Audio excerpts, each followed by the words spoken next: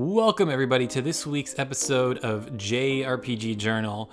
Now, today I wanted to talk about a PS1 RPG, Grandia from Game Arts. Now, this is a game that, again, I always talk about my Korea experiences and how I kind of reflected on the games that I wanted to get into and, games I used to be into. And this is, again, one of the last few games that I kind of dove into during my time over there. And it was one of those games, again, that helped me rediscover games, but it goes back way further than that. So I kind of want to start there as far as my history with the game goes. I remember in 8th grade, which had to have been 1999, I want to say.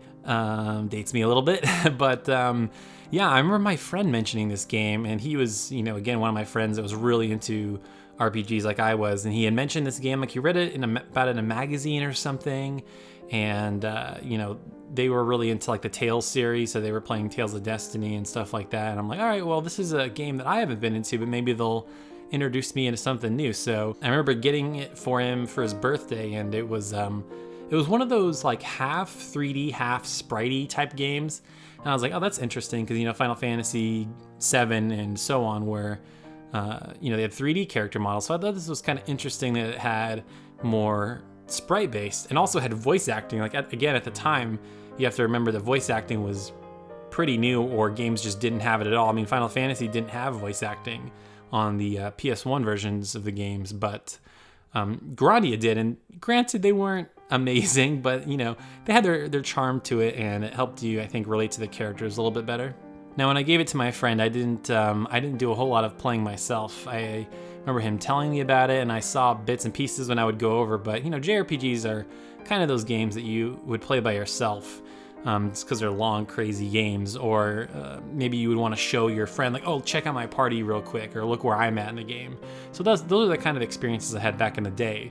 But when I wanted to rediscover RPGs on my PSP and through the PS Classics, Grandia was one of those games, and I can remember just thinking it was, again, sort of like Lunar. It was just one of those just real classic JRPGs where you're a kid wanting to go on an adventure, and quite literally the story is your dad was an adventurer and he never really came back, and so you want to fill in his footsteps or follow in his footsteps and become an adventurer yourself. And the beginning of the game is all about like hanging out with your hometown friends and spending time with your mother, and then eventually she's like, all right, Justin, I'm gonna let you go into the world and let you be an adventurer, and your little kid friend comes along with you, and you just go off on this really cool adventure. And there are these just real special moments where they sit and reflect on life, or certain moments that have in the game, and there just weren't a lot of games like that at the time. I mean, most games were going for a very epic feel, like, okay, the world's at stake and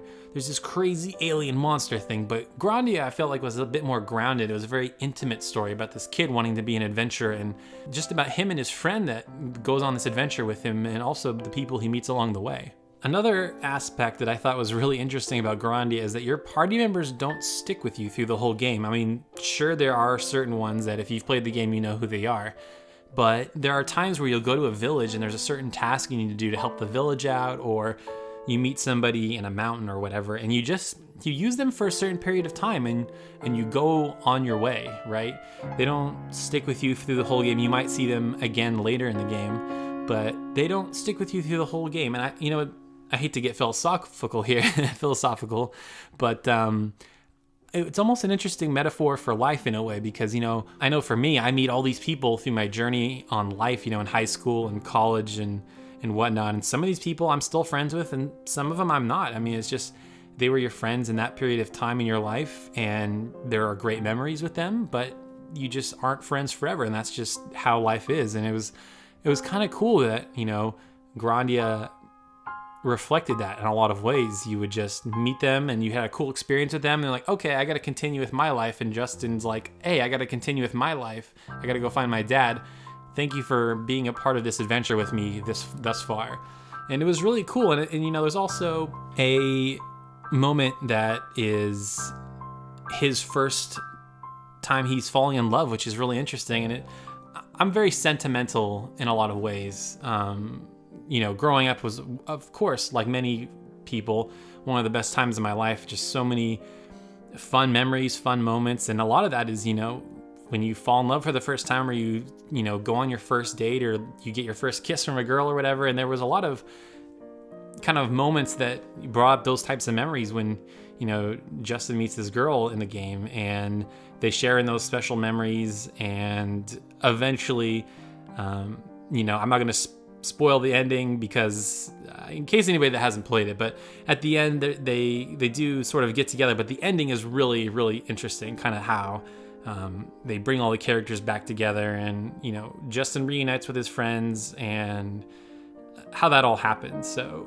it was just really interesting. It is very almost a sentimental game, even though I didn't play it when it came out, and technically it could be considered nostalgic. Oh, it's this old JRPG, but I didn't play it when it came out. But it kind of is sentimental and nostalgic in a lot of ways for me, just because where I was in life at the time, and the types of memories it brings up are very much of when I was that age, which is funny because, again, like I just said, it wasn't when I played the game, but it reminds me of the time when I was into JRPGs and discovering those types of games on the PS1 back in the late 90s, early 2000s. So, yeah, if you haven't played Grandia, it's a really special game. I highly recommend you check it out. It's really fun. Like, the battle system, I also remember, is really, really cool.